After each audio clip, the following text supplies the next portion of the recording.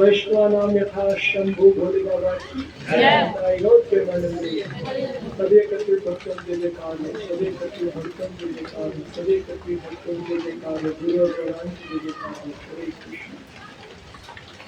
ओम ज्ञानतिमिरान्धस्य ज्ञानाञ्जनशलाकया चक्षुरुन्मीलितं येन तस्मै श्रीगुरवे नमः।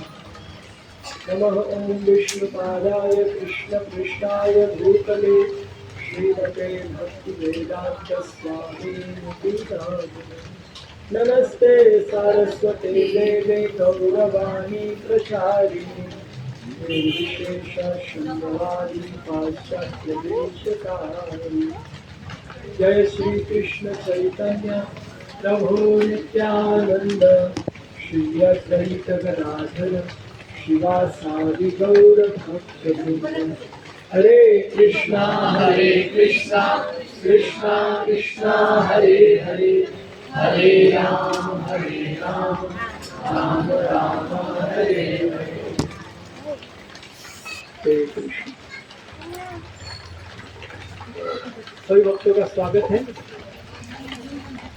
कितने लोग आज पहली बार नए आए? ऐसा कोई है जो पहली बार प्रोग्राम? एक माता जी और भी कई आप भी पहली बार आए।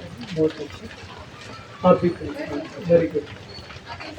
तो आप लोग का स्वागत है जो आज पहली बार इस कार्यक्रम में आए हैं। तो ये कार्यक्रम जो है इस्कॉन मंदिर खारघर में जो इस्कॉन का मंदिर है उनके द्वारा संचालित किया जाता है।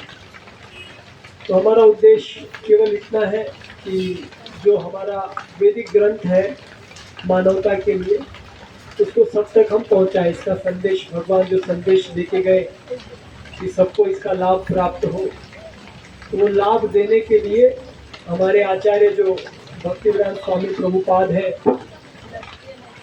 इन्होंने ये संस्था का स्थापना किया, अंतर्राष्ट्रीय कृष्ण भावनामृत संघ।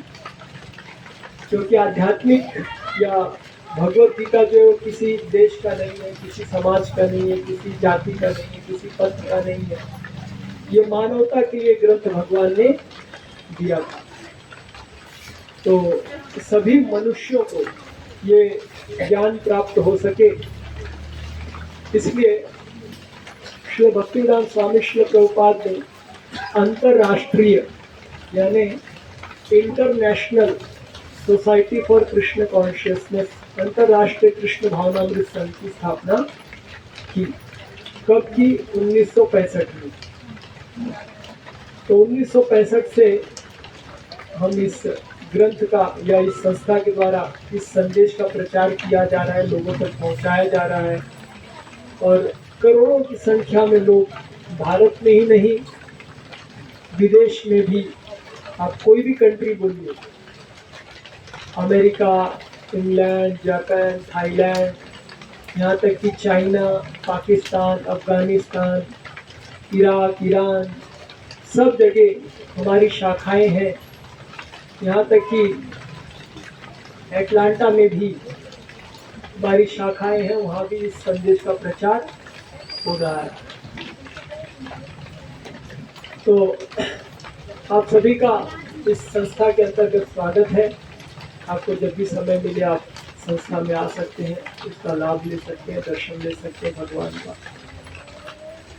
तो जो लोग पिछले हफ्ते आए थे, तो पिछले हफ्ते किस विषय पर हमने चर्चा किया था? योग। और हमने योग के बारे में सुना था कि योग होता क्या है, राइट? योग किसे कहते हैं, किसको योग कहते हैं?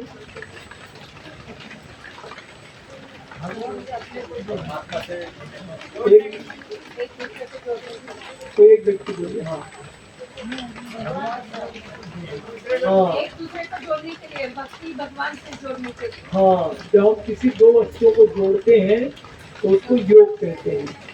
तो आत्मा को श्री कृष्ण से, या जो भगवान का अंश है आत्मा, जो इस संसार में भटक गया है, जिसका संबंध जो भगवान को भूल गया है, उसको पुनः भगवान से जोड़ देने को क्या कहते हैं? तो उस क्रम में हमने देखा था कि आत्मा क्या है। हमने सिद्ध किया था कि ये शरीर नश्वर है लेकिन आत्मा नित्य है। हम सभी आत्मा से प्रेम करते हैं, शरीर से कोई प्रेम नहीं करता। उसके लिए हमने कई सारे उदाहरण भी दिए थे, जिससे हमने समझा था कि हम सभी का प्रेम या आकर्षण या लगाव आत्मा के साथ है, शरीर के साथ हमारा कोई आकर्षण लगाव नहीं है। यद्यपि हमें पता नहीं है कि हमारा आत्मा के साथ संबंध है, प्रेम है, लगाव है, फिर भी जाने अनजाने में हम सभी आत्मा से ही आकर्षित होते हैं। और फिर हमने देखा था कि भगवान कौन है, भगवान क्या है। हमने एक उदाहरण दिया था, किसी को याद है? भगवत गीता में से एक उदाहरण दिया था। भगवत गीता में कितने पात्र हैं? 4 पात्र। कौन कौन? एक एक कोई हाथ ऊपर करके बोलिए। संजय धृतराष्ट्र, संजय, धृतराष्ट्र, हाँ, श्री कृष्ण और अर्जुन। श्री कृष्ण और अर्जुन, ये 4 पात्र हैं। तो व्यासदेव जब भगवत गीता रिकॉर्ड कर रहे थे, जैसे अभी हम लोग रिकॉर्ड कर रहे हैं, तो भगवत गीता कुरुक्षेत्र में हो रही थी, लेकिन व्यासदेव उसको अपने स्थान पर बैठ कर रिकॉर्ड कर रहे थे। जैसे आजकल क्रिकेट इंग्लैंड में होता है, लेकिन हम लोग यहाँ पे रिकॉर्डिंग या लाइव देख सकते हैं। तो उसी प्रकार भगवान जब भगवत गीता बोल रहे थे तो व्यासदेव लाइव देख रहे थे और उसको रिकॉर्ड कर रहे थे। तो रिकॉर्ड करते समय जब धृतराष्ट्र बोले तो व्यासदेव ने क्या लिखा? धृतराष्ट्र वाच, धृतराष्ट्र बोले। जब संजय बोले तो व्यासदेव ने क्या लिखा? संजय वाच, संजय बोले। जब अर्जुन बोले तो धृतराष्ट्र, व्यासदेव ने क्या लिखा? अर्जुन वाच। जब श्री कृष्ण बोले तो व्यासदेव ने क्या लिखा? भगवान वाच। व्यासदेव ने नहीं लिखा कि कृष्ण वाच, व्यासदेव ने क्या लिखा? भगवान वाच। इसका मतलब क्या हुआ कि श्री कृष्ण कौन है? भगवान। और भगवान ये शब्द, इसका प्रयोग केवल और केवल श्री कृष्ण के लिए ही किया जाता है और किसी के लिए इस शब्द का प्रयोग नहीं होता है। समझ रहे? तो हमने इस प्रकार और भी उदाहरण दिए थे कि भगवान कौन है। आत्मा हम सब तो है ही। आत्मा को भगवान से जोड़ना है तो पहले पता करना पड़ेगा भगवान कौन है। तो भगवान से जोड़ने की लिए जो प्रक्रिया है उसको योग कहते हैं। तो हमारे जितने भी वैदिक ग्रंथ आप पढ़ लीजिए, वेद पढ़ लीजिए, पुराण पढ़ लीजिए, भगवत गीता पढ़ लीजिए, हरि बोल।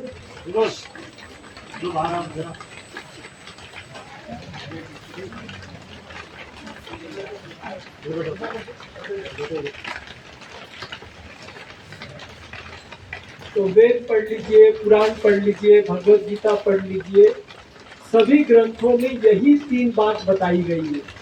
क्या? संबंध, अभिधेय और प्रयोजन। संबंध, अभिधेय और प्रयोजन। संबंध मतलब हमारा भगवान के साथ क्या संबंध है। अभिधेय मतलब वो संबंध को कैसे स्थापित किया जा सकता है। और प्रयोजन मतलब उस संबंध की प्राप्ति। उदाहरणार्थ, जैसे कोई नदी के इस पार खड़ा है, उसको नदी के उस पार जाना है, तो ये क्या है? संबंध है, नदी के उस पार जाना है। कैसे जाएगा? नाव से। तो ये क्या है? अभिधेय।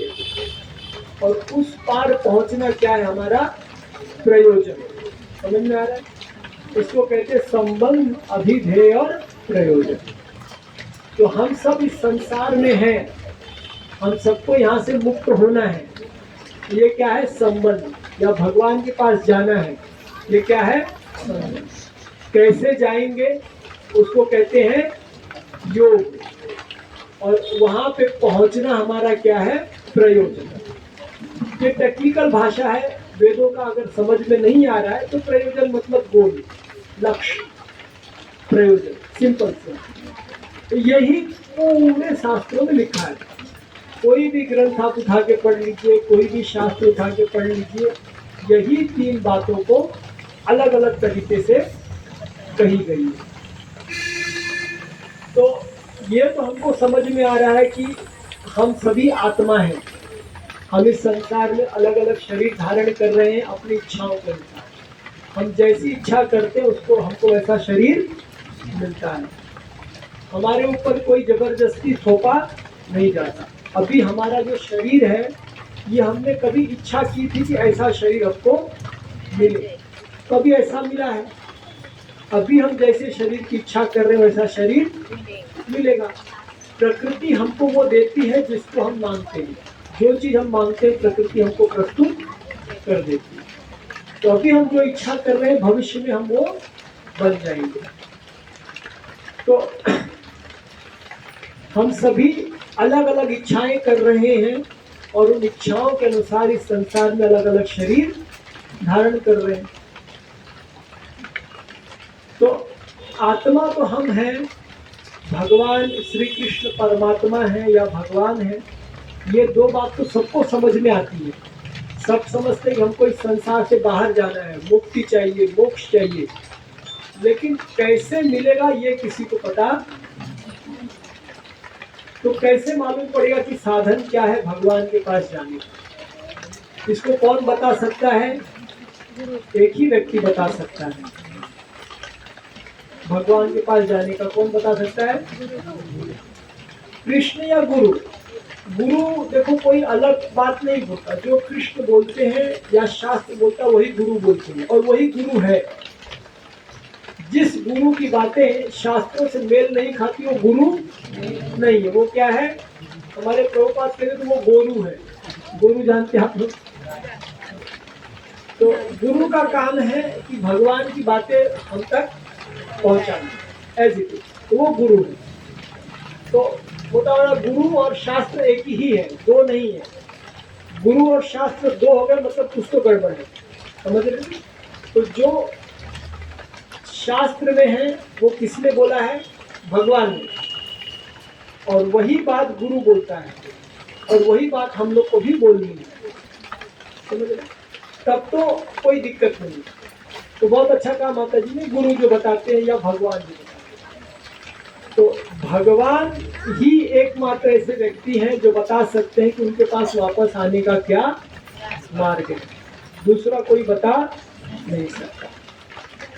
दूसरा केवल उस बात को दोहरा सकता है कि भगवान ने ऐसा कहा है, अगर आप ऐसा करोगे तो आप ये फल प्राप्त करोगे। क्योंकि फल देने वाला एक ही व्यक्ति है, वो है भगवान।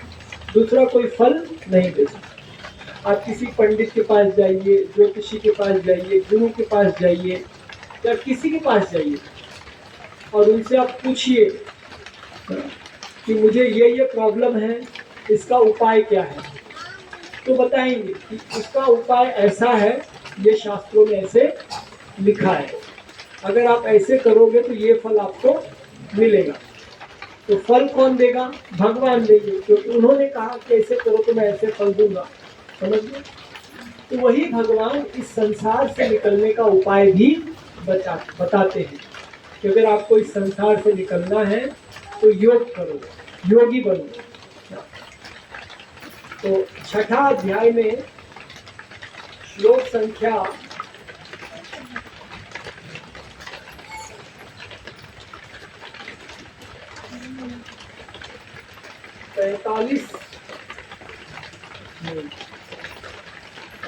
46 में, 6ठे अध्याय में श्लोक संख्या 46 में भगवान कहते हैं, तपस्वी व्यो अधिको योगी, ज्ञानी व्योति मतोधिकम, कर्मी भीष्ट कर्मिभ्यश्चाधिको योगी तस्माद योगी भवार्जुन। भगवान कहते हैं योगी पुरुष, ध्यान से सुनिए, योगी पुरुष तपस्वी से, ज्ञानी से तथा सकाम कर्मी से बढ़कर होता है। समझ में आ रहा है? तपस्वीभ्यो भी अधिको योगी, योगी जो है तपस्वी से बड़ा है, अधिक है, श्रेष्ठ है। तपस्वीभ्यो भी अधिको योगी, तपस्वी से योगी क्या है? श्रेष्ठ है। अच्छा, ज्ञानी भ्योपी मतो अधिक, मेरे मत से योगी जो है ज्ञानी से भी श्रेष्ठ है। भगवान कह रहे 6.46 छठा अध्याय 46वां श्लोक। कर्मी भिश्चाधिको योगी, कर्मी से भी योगी श्रेष्ठ है। तस्माद योगी भवार्जुन, हे अर्जुन तुम योगी बनो। अब ये तो बड़ा विचित्र बात भगवान ने कह दिया। योगी जो है ज्ञानी से श्रेष्ठ है, तपस्वी से श्रेष्ठ है, कर्मी से श्रेष्ठ है, तुम योगी बनो। तो योगी होता क्या? आज से तो हम लोग यही समझ रहे थे, जो तपस्या कर रहा है वो योगी है, जो ज्ञानी है वो योगी है, जो कर्मी है वो योगी है। हम लोग कहते हैं कर्म योग, ज्ञान योग, ध्यान योग, कहते हैं कि नहीं? लेकिन भगवान कह रहे हैं कि तपस्वी से योगी बड़ा है, ज्ञानी से योगी बड़ा है, कर्मी से भी योगी बड़ा है, तुम योगी बनो। तो प्रभु साफ साफ बताइए योगी होता क्या है? योगी किसको कहते हैं? हम लोग तो यही धारणा थी। तो भगवान कहते हैं योगी नाम अपनी सर्वेशाम मत गते नांतरात्मना श्रद्धावान भजते यो मां स में युक्त तमो मतः। कहते हैं समस्त योगियों में से जो योगी अत्यंत श्रद्धा पूर्वक मेरे परायण है, यानी कृष्ण बोल रहे हैं ना, तो कृष्ण अपने छाती पे हाथ रख के बोल रहे हैं। समस्त योगियों में जो योगी श्रद्धा पूर्वक मेरे परायण है, अपने अंतःकरण में मेरे विषय में और मेरी दिव्य प्रेमा भक्ति करता है और मेरी दिव्य प्रेमा भक्ति करता है, वह योगी में मुझसे परम अंतरंग रूप से युक्त रहता है और सबों में सर्वोच्च है। यही मेरा मत है।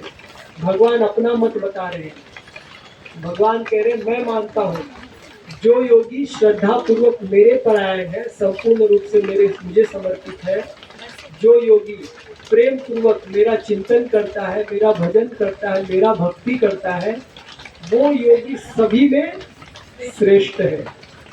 यानी भगवान को प्राप्त करने का सबसे श्रेष्ठ उपाय और सबसे सरल उपाय योगी बनना है।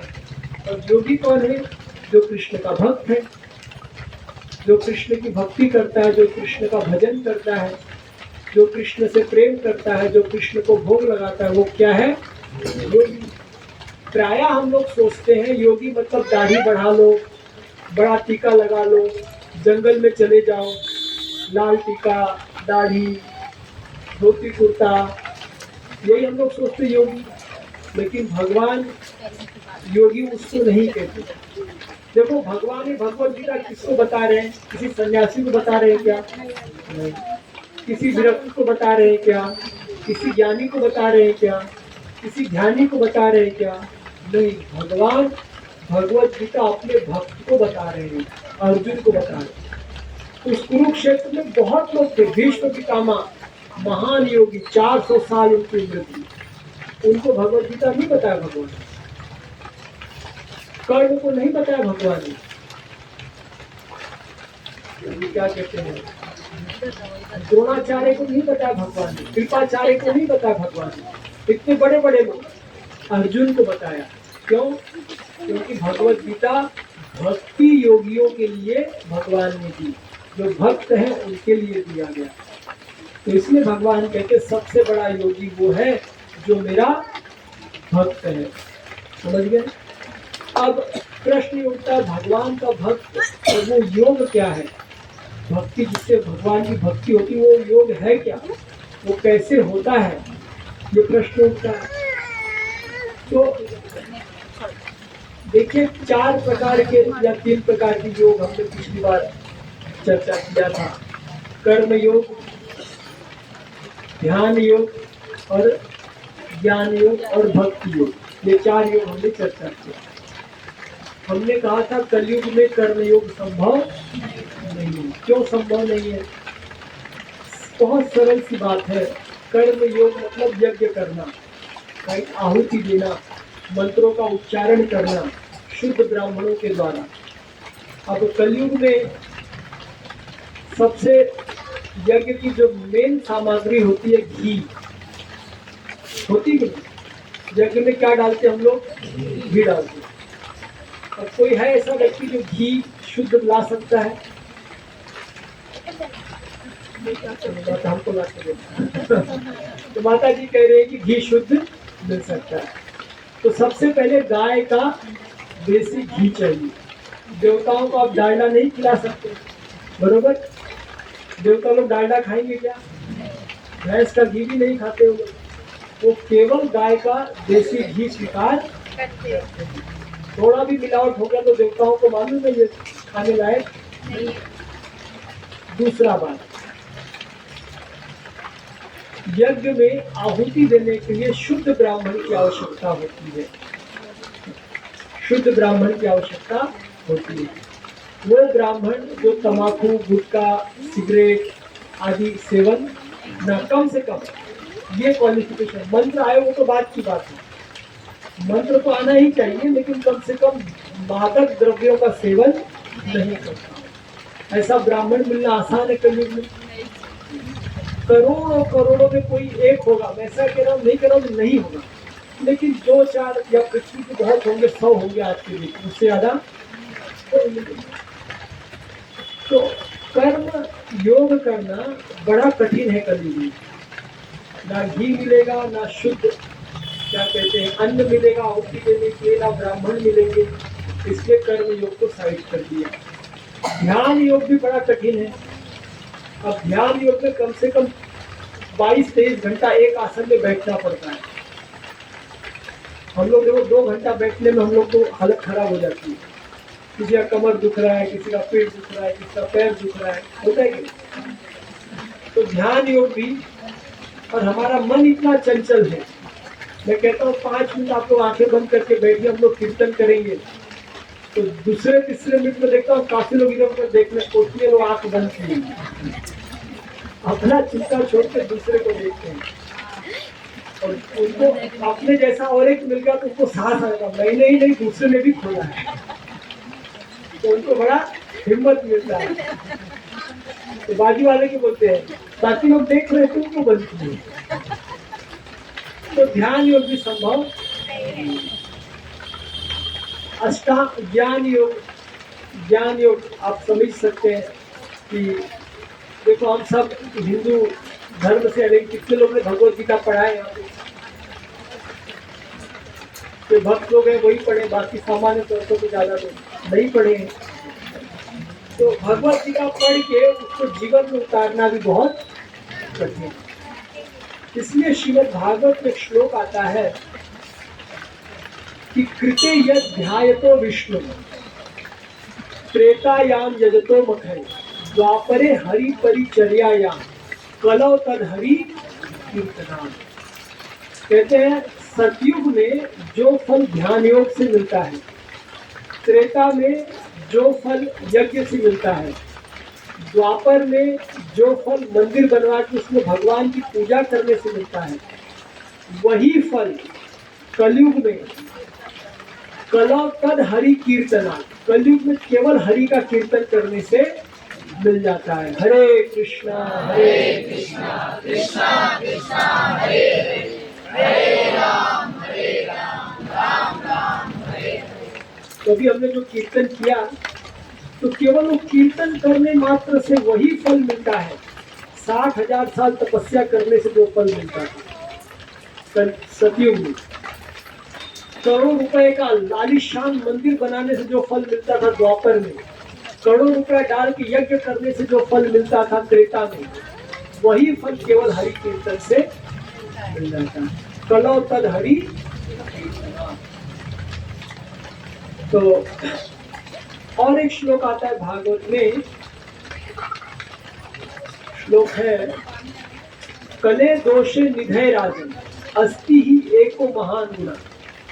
कलयुग में सब दोष है, ना ब्राह्मण शुद्ध है, ना अन्न शुद्ध है, ना देश शुद्ध है, ना काल शुद्ध है, ना मति शुद्ध है, ना बुद्धि शुद्ध है, सब कुछ अशुद्ध है, कहीं पे शुद्धता दिखती नहीं। हम अपने मन के अंदर झांक के देखें तो इतनी गंदगी है। एक सन्यासी थे, हमारे मंदिर में आए थे, तो बोलते हैं कि हमारा मन इतना गंदा है, इतना गंदा है कि कोयले से भी ज्यादा काला है। क्यों? क्योंकि कोयले को जितना घिसोगे काला खत्म नहीं हो। तो कलयुग में जीवों का मन ऐसे ही गंदा है, चाहे जितना उसको साफ करो केवल कालिक निकलती है, सफेद कब होगा पता नहीं। तो कहते हैं कले दोषे निधय राजन, दोष की निधि है कलयुग, अस्ति एको महान गुणा, लेकिन इसके अंदर एक गुण है, एक अच्छा गुण है। बोले कौन सा गुण है कलयुग में? कीर्तनाद एव कृष्णस्य, एव मतलब केवल, कीर्तनाद एव कृष्णस्य मुक्त संगम परम ब्रजे। कृष्ण का कीर्तन करने से जीव मुक्त हो जाएगा और परम ब्रजे, परम धाम ब्रज को प्राप्त करेगा, वृंदावन को प्राप्त करेगा, गोलोक वृंदावन को प्राप्त करेगा केवल कृष्ण कीर्तन करने से। कितना सरल उपाय है, कितना सरल उपाय हो सकता है। एक पुराण में कथा आती है, एक बार एक यवन आप लोग जानते हैं, मुस्लिम को यवन कहते हैं, यवन देश। तो वो यवन एक पहाड़ के ऊपर शौच करने गया, जंगल में शौच करने गया, और उस पहाड़ के नीचे एक योगी तपस्या कर रहा था। तो जब यवन शौच करने गया तो वहां पे एक जंगली सुअर था, उसने देखा कि ये शौच कर रहा है, तो जंगली सुअर मल को खाने के लिए दौड़ा। तो उस चक्कर में उसने उस यवन को धक्का मार दिया और वो पहाड़ से गिर गया। और गिरते समय उसने कहा हराम। क्या कहा? हराम। सुअर को गाली दिया। और जब वो नीचे गिरा तो नीचे गिरते गिरते मर गया। तो कहते तुरंत वैकुंठ से विमान आया और उसको बोला, उसके शरीर में से आत्मा निकली और उस विमान पे बैठने लगी। तो तपस्वी एकदम आश्चर्यचकित हो गया कि अरे मैं इतना साल से यहाँ तपस्या कर रहा हूँ, मेरे लिए कोई नहीं आया, और इसके लिए, इस यवन के लिए विमान आ गया वैकुंठ से। वैकुंठा एयरवेज, वैकुंठ से विमान है, उसका क्या नाम है? वैकुंठा एयरवेज। जब विष्णु के दूत आ गए तो उसने हाथ जोड़ के पूछा, प्रभु मैं इतना मर के तपस्या कर रहा हूँ, आप लोग की दृष्टि मुझ पे नहीं पड़ी, उस पे पड़ी, शायद गलती हो गई आपकी, आप मुझे लेने तो नहीं आए हैं। तो नहीं तुमको नहीं लेने, एकदम सही आदमी को लेके जा रहे हैं। नहीं एक बार वापस चेक कर लीजिए रिकॉर्ड, कहीं कुछ गड़बड़ तो नहीं हो रहा है।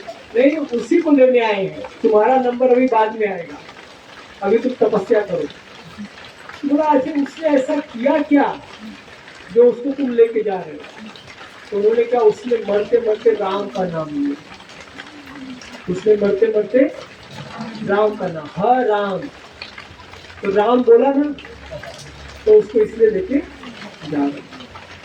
तो इतनी महिमा है कलयुग में कीर्तन की। जाने अनजाने में भी अगर हमारे मुंह से राम निकल जाए तो हमारे सभी पाप नष्ट हो जाते हैं। एक और पुराने में कथा आती है कि एक बार दो भाई थे। तो एक भाई तो बहुत अच्छा भक्त था, भगवान की भक्ति करता था, पूजा करता था, ध्यान करता था। दूसरा भाई जो था वो एकदम नास्तिक था, कट्टर नास्तिक। वो कभी भगवान का नाम लेता, भूल से भी नहीं लेता था। तो भी ऐसा लगता नहीं मेरा भाई है, उसका भी उद्धार होना चाहिए। जैसे आप कुछ लोग भक्त बन जाते हैं तो सोचते हमारे घर के बाकी लोग भी भक्त बन जाते तो कितना अच्छा होता। तो जो भाई अच्छा था बहुत प्रयास करता था ये भी भक्त बन जाए, लेकिन वो एकदम नास्तिक। तो एक दिन साधु आया, बिल्डर खट्टा कट्टा साधु आया उनके घर पे। तो इन लोगों ने बहुत अच्छे से साधु की सेवा की। तो साधु ने बोला, बेटा मांगो, क्या मांगते हो? तो ये बेचारा बोला कि महाराज, अगर मेरा भाई भी भक्त बन जाता तो कितना अच्छा होता। बोले दिक्कत क्या है? बोले नास्तिक है वो, भगवान का नाम लेता ही नहीं है।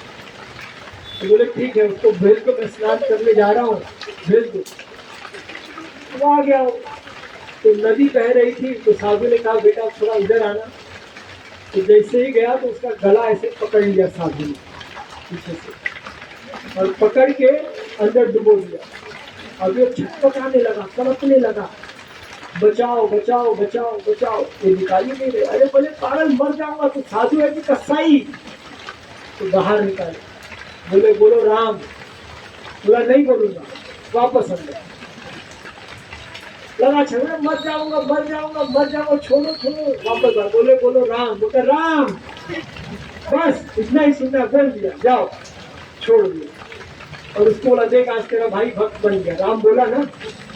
बोला हाँ बोला तो सही सरकार, आज भक्त बन गया। बोले ठीक है। अब ऐसी घटना घटी, जब इसकी मृत्यु हुई तो इसको यमराज यमलोक लेके गए।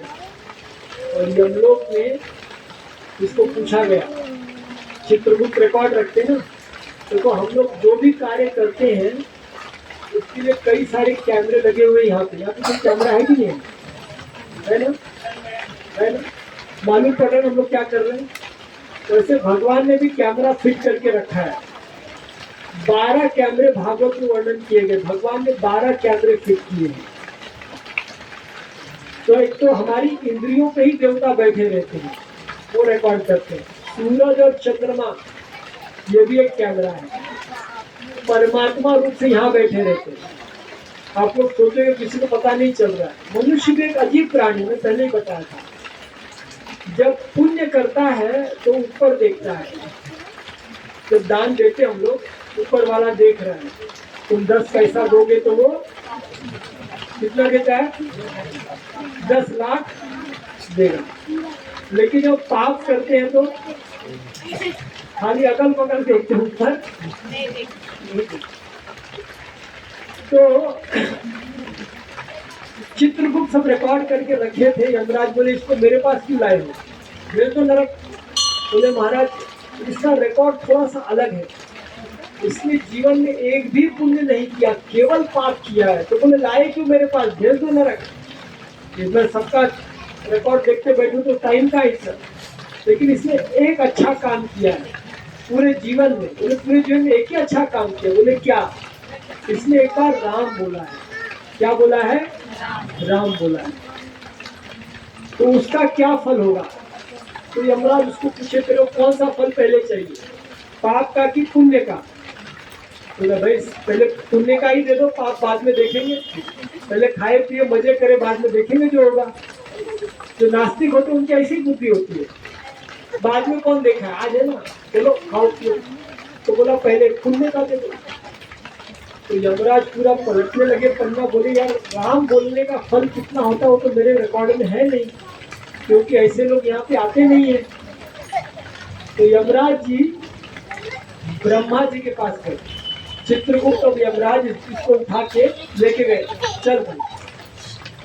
ब्रह्मा जी बोले देखो मेरे पास भी उसका रिकॉर्ड तो है नहीं, सब वेद मुझे पता है, लेकिन एक बार राम बोलने का क्या फल है मेरे को पता। तो तीनों मिलके शिव जी के पास गए। शिव जी हमेशा राम राम जपते रहते, तो ब्रह्मा जी बोले वही बताएंगे। तो शिव जी के पास गए तो शिव जी तो अपना ध्यान में हाथ में माला लेके राम राम राम राम चालू था उनका। तो ये लोग ने ब्रह्मा जी ने जगाया। बोले बाबा विकट समस्या पड़ी है। बोले क्या हुआ? यमराज जी बोले मैं चाहता हूँ मेरे हाथ से कोई अपराध ना हो। तो एक ऐसा कैंडिडेट आया है जिसने जीवन में एक बार राम बोला है, तो एक बार राम बोलने का जो फल है आप बता दो, तो इसको हम लोग देख के रिहा कर देंगे। तो शिव जी बोले मैं जपता तो हूँ, लेकिन एक बार बोलने का क्या फल है मुझे भी नहीं मालूम। तो जिसका नाम है उसी को चल के पूछा जाए ना। तो ये जो कैंडिडेट था ना, ये बोला भाई बहुत हो गया, अब मैं चलूंगा नहीं। हम लोग बहुत चलाए। तो चारों इसको उठा के लेके गए, चल भाई तुम। इसको उठा के ले गए। भगवान विष्णु क्षीर सागर में शेष सैया पे पौड़े हुए थे, लेटे हुए थे। बोले क्या बात है, आज आप चारों लोग एक साथ, सृष्टि चल रही सब बराबर, कुछ दिक्कत तो नहीं है? तो भोले बाबा बोले प्रभु एक कैंडिडेट आया है यमराज जी के पास, वो जीवन में एक बार राम बोला है, उसका हिसाब किताब कर दो, हम लोग अपने अपने काम पे जाएंगे। तो भगवान विष्णु सोचने लगे, बात तो सही कह रहे, एक बार राम बोला है, उसका क्या फल होता है। भगवान विष्णु भी एकदम आश्चर्यचकित हो गए, इसका क्या फल दूं मैं। तो उन्होंने कहा देखो भाई, एक बार राम बोलने का कम से कम इतना फल है, इतना कम से कम, ऐसे नहीं बोले इतना फल है, अगर इतना फल बोलते तब तो गड़बड़ था। बोले कम से कम इतना फल है कि चित्रकूट, यमराज, ब्रह्मा और शिव जी चारों उसको उठा के मेरे पास लेके आते हैं। कम से कम इतना फल है, ज्यादा कितना होता है पता नहीं है, लेकिन इतना फल तो जरूर होता है।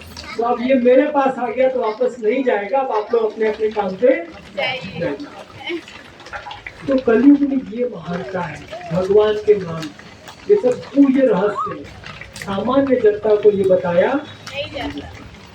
क्योंकि लोग इसका फिर गलत उपयोग करेंगे। जो असली पूर्ण रहस्य होता है, भगवत गीता भी अगर आप पढ़ोगे तो पहले 6 अध्याय में कर्म योग, आखिरी के 6 अध्याय में ज्ञान योग, और जो भक्ति योग है ना एकदम बीच में रखा गया है छुपा के।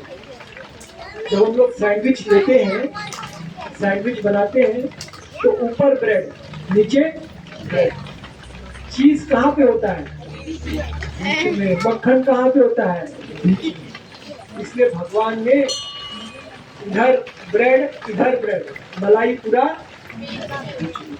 7 अध्याय से 12 अध्याय भगवान ने भक्ति योग का वर्णन किया है। तो कलयुग का जो योग है यही है, जैसे हमने कीर्तन किया और ये माला हम लोग रखते जप करने के लिए, भगवान का नाम लेना, यही योग है और दूसरा कोई योग नहीं है। सहज योग, ये वो ना, ये सब ठीक है, मतलब स्वास्थ्य के लिए अच्छा है ना, इसको मना नहीं कर रहा हूँ, सब अच्छा है, लेकिन योग का असली अर्थ भगवान से जुड़ना है, और भगवान से जुड़ने के लिए यही योग है जो भगवान खुद अपने मुख से बताए। हरे कृष्णा कृष्णा कृष्णा हरे हरे, हरे राम राम राम हरे। श्री प्रभुपाद की जय। यही तो मैं अपने वाणी को विराम दूंगा। इसका कोई प्रश्न है तो पूछ सकते हैं, कोई डाउट है, किसको लगता है कि हमने कुछ गलत कहा, कुछ प्रश्न मन में आ रहे हैं तो आप कुछ और ही बता रहे हैं, तो आप पूछ सकते हैं।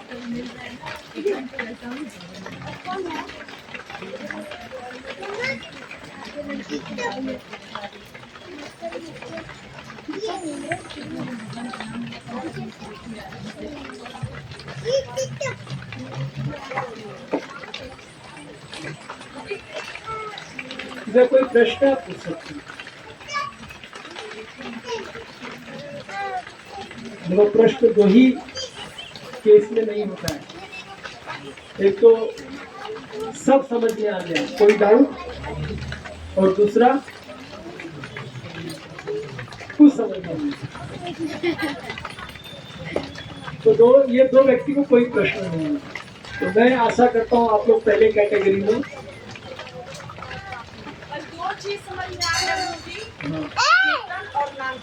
हाँ बस जीवन पार है। तो अगर समझ में आकर उसको लागू कर दे आप तो जीवन पार है, कोई रोक नहीं सकता भगवान के पास जाने से। और तो कितने लोग नाम जप करते हैं, सभी के पास माला है, इसके पास नहीं आप ले सकते। अब बताइए कितने लोग नहीं करते हैं? 1 2 3 4 5 6 7, बाकी पुरुषों में सब लोग करते हैं, बहुत अच्छा। देखो माताओं को सीखना चाहिए, सब पुरुष माला जप करते हैं। तो देखिए सरल उपाय है, हमने अपने मन से कुछ बताया नहीं, जो शास्त्रों में लिखा है, भगवान की वाणी हमने आपके सामने रखी। तो जो लोग सच में भगवान के बताए हुए मार्ग से चलना चाहते हैं, माता जी मैं बोलूं फिर आप बोलिएगा, पहले मैं बोलूं फिर आप। तो जो लोग सच में भगवान के बताए हुए मार्ग से चलना चाहते हैं और अपना जीवन पूर्ण रूप से संपन्न करके भगवान के चरणों में अर्पित करना चाहते हैं और भगवान को प्राप्त करना चाहते हैं, तो यही उपाय है, दूसरा उपाय नहीं है। ऐसा मैं नहीं कह रहा हूँ। आप कलयुग में जितने आचार्य हो गए सबका जीवन चरित्र देख लीजिए। तुलसीदास, तुकाराम महाराज। तुकाराम महाराज क्या गाते थे? जय जय राम कृष्ण हरि, जय जय राम कृष्ण हरि, जय जय। कभी यज्ञ किया तुकाराम महाराज ने? हनुमान जी ने कभी यज्ञ किया? केवल राम राम राम राम, बस आज उनकी पूजा होती है। शिव जी कभी यज्ञ करते हुए मिले? केवल राम राम। तो मैं आपसे विनती करता हूँ कि आप उसी मार्ग पे चलिए जिस मार्ग पे महात्मा लोग चले हैं। उस मार्ग पे क्यों चलना जिसपे कोई चला ही नहीं है, जिसका पता ही नहीं है कहाँ खत्म होगा। उस मार्ग पे चलिए जिसपे तुकाराम महाराज चले, जिसपे चैतन्य महाप्रभु चले, जिसपे तुलसीदास चले, जिसपे भोले बाबा चल रहे हैं, जिसपे ब्रह्मा जी चल रहे हैं। वो मार्ग तो एकदम एक्सप्रेस हाईवे है भगवान के पास जाने के लिए। तो क्या आप लोग माला जप करना पसंद करेंगे? आज से सब लोग करेंगे, यहाँ भी सब लोग करेंगे। तो जिसके पास माला नहीं हो कृपया आप लोग प्राप्त कर लीजिए। और इसके लिए कोई नियम कानून नहीं है।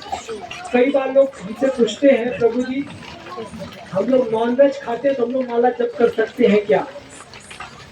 बताओ, कर सकते हैं कि नहीं कर सकते हैं? कर सकते हैं।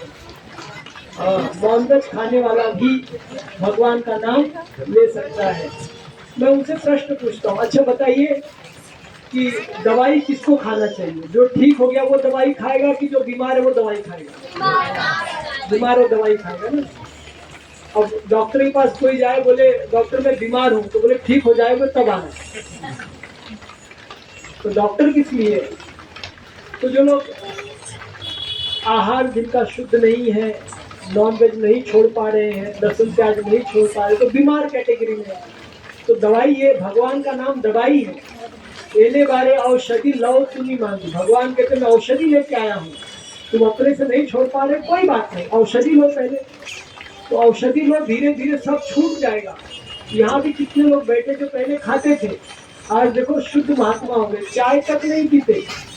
जो नॉनवेज खाते थे आज चाय तक नहीं पीते। कितने लोग ऐसे जो पहले नॉनवेज खाते अभी चाय भी नहीं पीते? हाथ ऊपर करो, शर्माओ मत, हाथ ऊपर करो, देखो सब।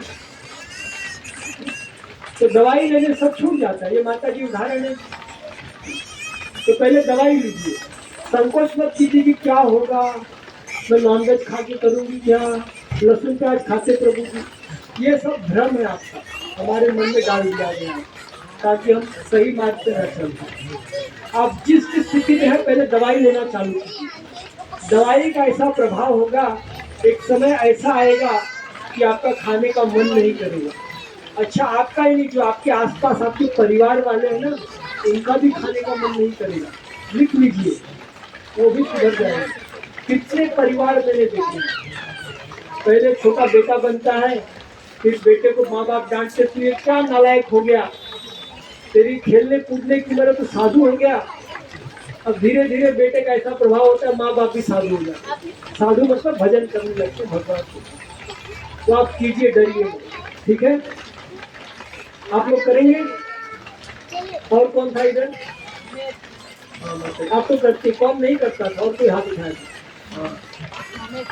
1 2 3 4 5, आज 5 लोगों को माला दे देंगे। इधर एक कोई था?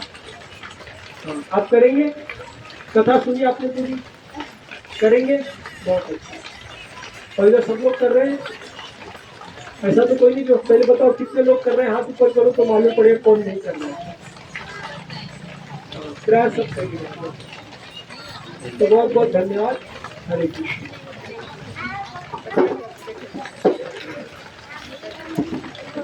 हरे कृष्णा कृष्ण कृष्ण हरे हरे, हरे राम राम राम हरे।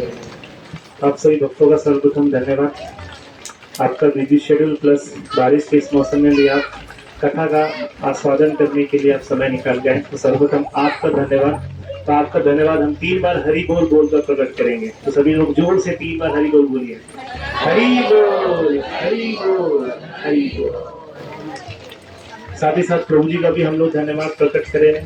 पिछले संडे और ये संडे जिन्होंने प्रभु जी ने योग के बारे में बताया, भक्ति योग पार्ट 1 पार्ट 2, तो प्रभु जी का भी धन्यवाद हम 3 बार हरि बोल बोलकर प्रकट करेंगे। एक साथ फिर से हरि बोल, हरि बोल। तो आज का प्रसाद स्पॉन्सर किया है जोगेंद्र पाल प्रभु जी ने, हमारे बीच उपलब्ध है। प्रभु जी आगे आइएगा और हार स्वीकार करिएगा। तो प्रभु जी के लिए धन्यवाद प्रकट करेंगे हम जोर से हरे कृष्ण महामंत्र बोलकर। इतना जोर से बोलिए कि अगल बगल जितना बिल्डिंग है वहां से लोग देखें कि यहाँ पर कुछ तो हो रहा है। ठीक है, तो एक बार जोर से हरे कृष्ण महामंत्र बोलेंगे।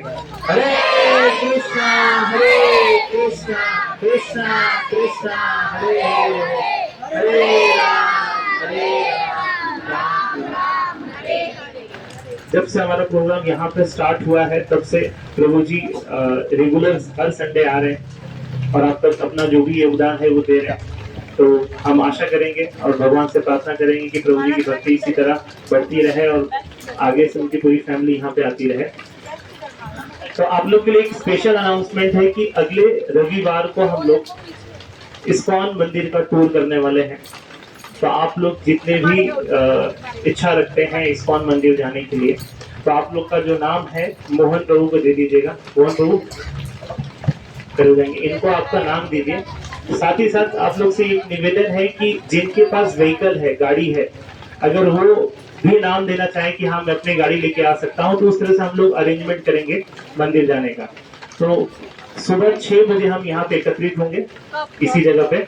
आप लोग का नाम दे देंगे तो उसी प्रकार हम आपको फॉलो भी कर लेंगे। तो सुबह 6 बजे एकत्रित होंगे, 6:30 तक हम लोग इस्कॉन खारघर जाएंगे। अगले संडे जाएंगे। एक बार प्रॉपरली सुन लीजिए, फिर आप जो भी आपके प्रश्न रहेंगे हम बता देंगे उसके उत्तर। तो सुबह 6 बजे एकत्रित होंगे, 6:30 बजे हम लोग यहाँ से प्रस्थान करेंगे। जिस तरह अरेंजमेंट हो गाड़ी का, जिसके पास अपनी पर्सनल व्हीकल से डायरेक्ट मंदिर आना चाहे तो मंदिर भी आ सकते हैं। आप खाली हमें आपका नाम दे दीजिएगा। तो 6:30 बजे वहां पहुंचेंगे। 7 बजे से वहां पे दर्शन आरती गुरु पूजा चालू होता है, तो वहां पे कीर्तन करेंगे, दर्शन लेंगे भगवान का और प्रभात की आरती करेंगे। उसके बाद भागवतम का क्लास होता है जो हमारे टेम्पल के प्रेसिडेंट अध्यक्ष सूरदास प्रभु देते हैं, तो उनके द्वारा वो क्लास हम अटेंड करेंगे। तत्पश्चात हमारा प्रसाद रहेगा। प्रसाद लेने के बाद फिर हम वापस कीर्तन में बैठेंगे 1 घंटा। उसके बाद हम लोग मंदिर के विभिन्न जगहों पे जाएंगे। जैसे हमारा मंदिर में एक कॉलेज है, भक्ति वेदांत कॉलेज, प्रभुपाद क्वार्टर्स हैं, पीछे हमारे पास गौशाला है। 10 अवतार भगवान के जो है वो सारे हमारे मंदिर के प्रांगण में है। हर एक अवतार का हम दर्शन करेंगे, उनके बारे में जानेंगे।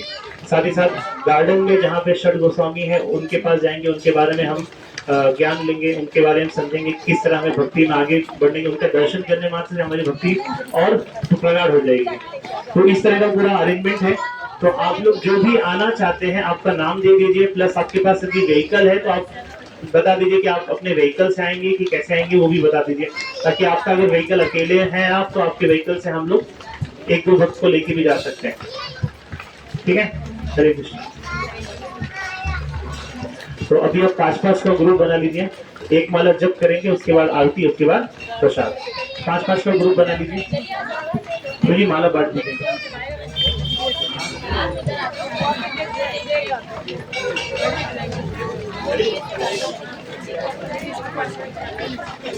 जहां बैठे वहीं पे 5-5 का ग्रुप बना के आप बैठ जाइए, कोई दिक्कत नहीं। माला आपके पास पहुंच जाएगा। जिनके पास माला है वो अपने माले पे करिए, जिनके पास नहीं है वो यहाँ से माला ले लीजिए।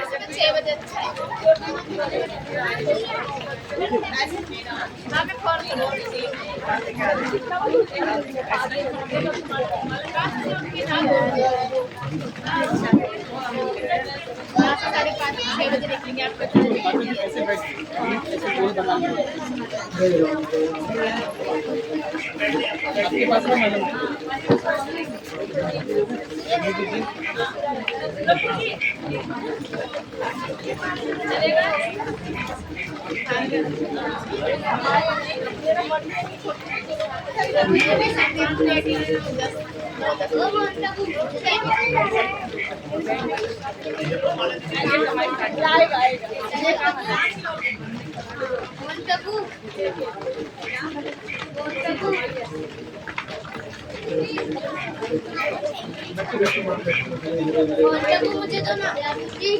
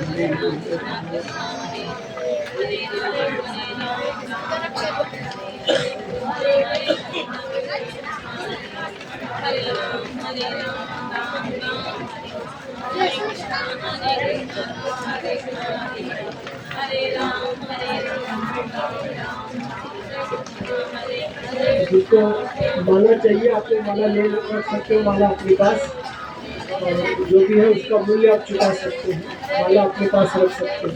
हरे कृष्ण। जिसको माला चाहिए आप माला अपने पास रख सकते हैं। हरे कृष्ण।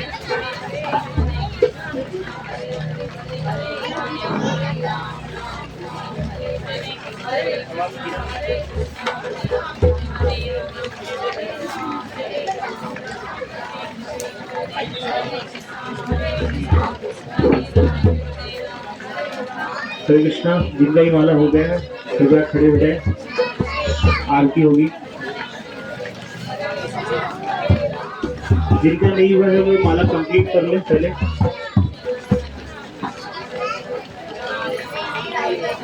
राघव प्रभु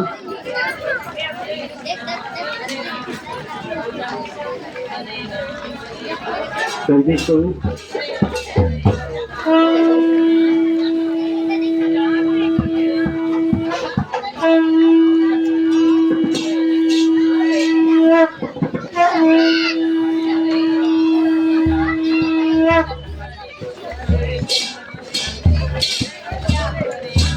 हरे कृष्ण। हरे कृष्ण।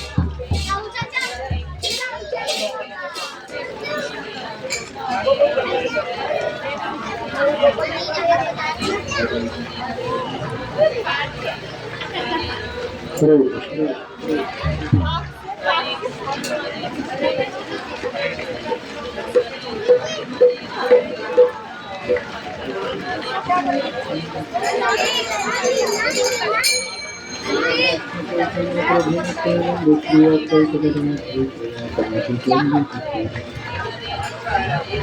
हरे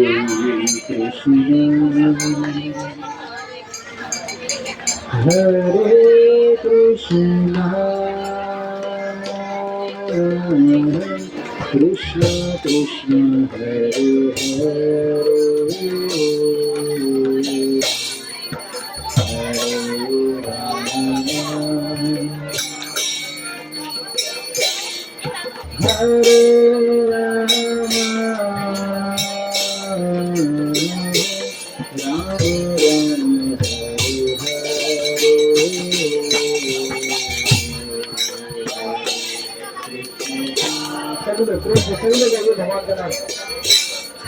हरे कृष्ण कृष्ण कृष्ण हरे हरे राम हरे राम राम राम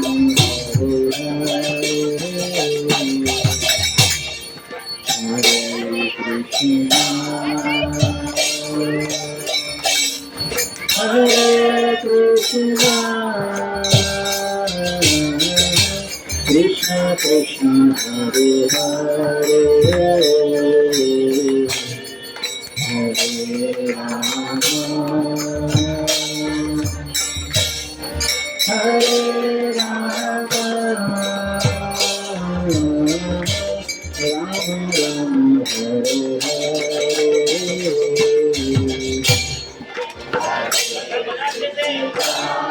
बोलिए प्रेम से फेवरेट हरे कृष्णा कृष्ण कृष्ण हरे हरे हरे राम हरे राम राम राम हरे हरे हरे कृष्णा हरे कृष्णा कृष्ण कृष्ण हरे हरे हरे राम हरे राम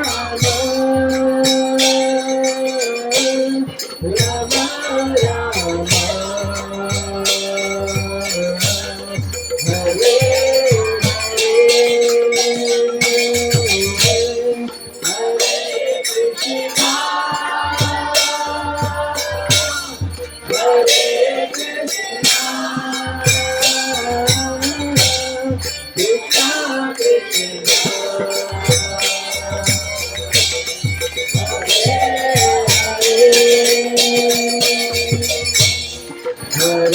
राम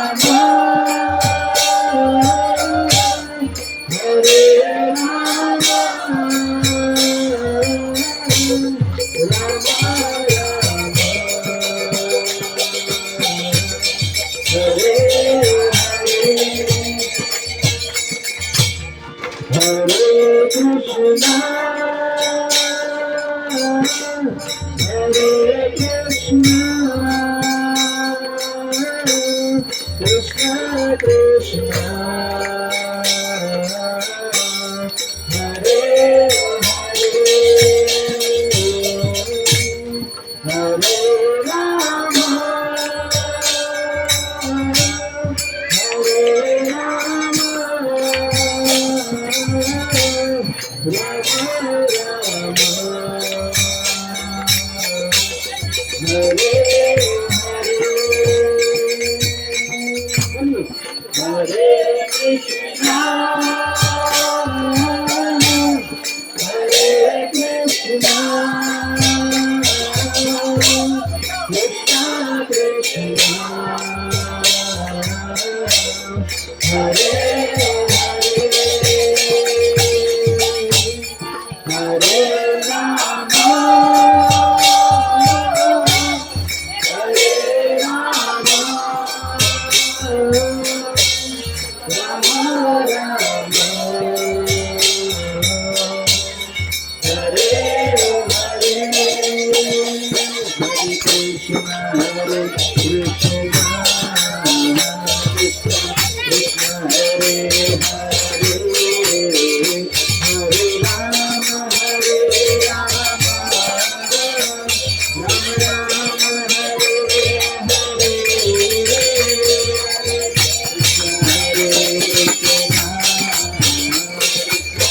कृष्ण हरे हरे हरे राम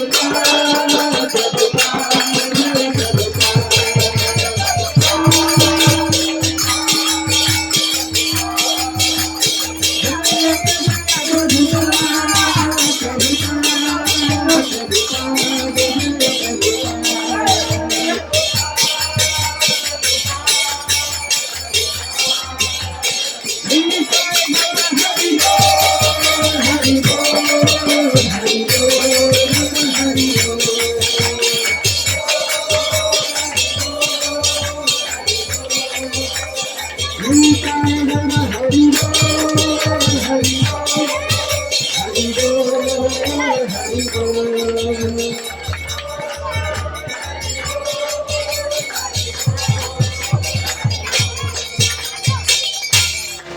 श्री राधा मदन मोहन भगवान की, शशिधर निताय की, श्री हरिनाम संकीर्तन की, पतित पावन जगत गुरु श्रील प्रभुपाद की।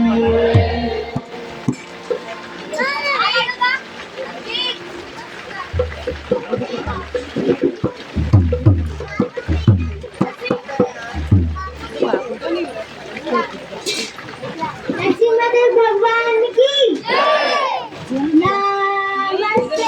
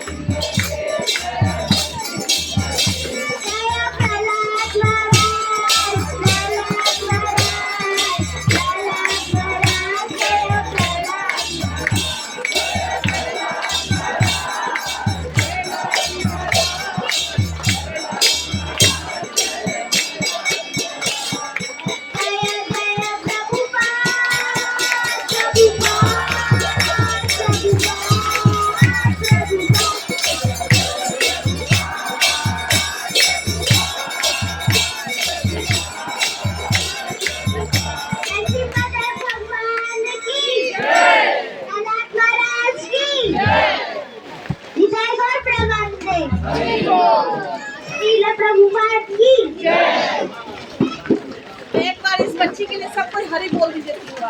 हरी बोल।